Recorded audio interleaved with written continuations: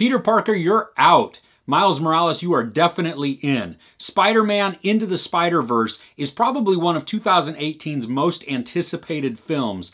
So, does it deliver?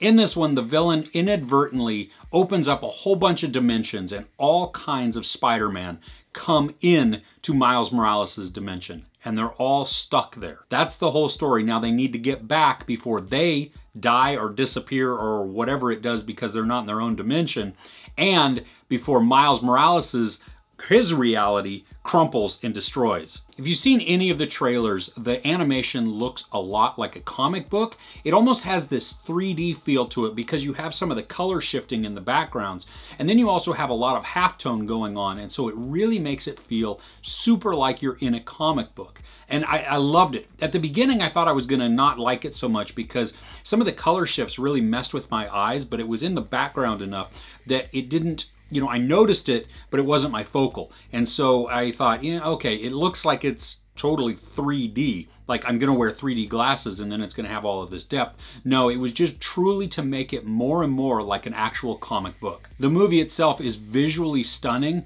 but also without being overwhelming to your eye. I mean, there is a lot going on in several scenes, especially the climax where there are a whole lot of colors and there's just a whole lot of action going on. And really you could just kind of get blurry-eyed and like, you know, go all cross-eyed.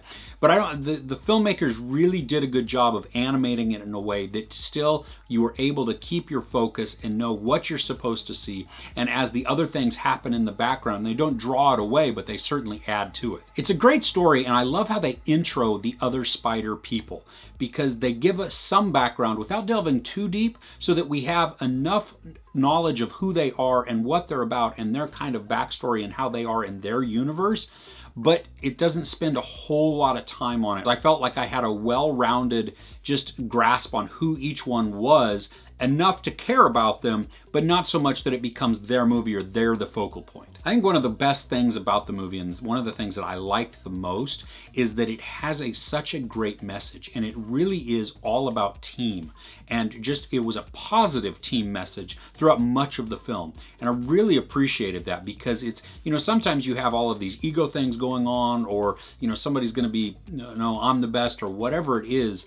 This, though, wasn't that way. They were all working towards a common purpose, a common goal, and they were building each other up and really supporting each other, and I appreciated that a lot. There's some good humor, but there's also enough tension and drama in there to really keep me going engaged throughout the entire thing. It really felt like an animated, live-action comic book.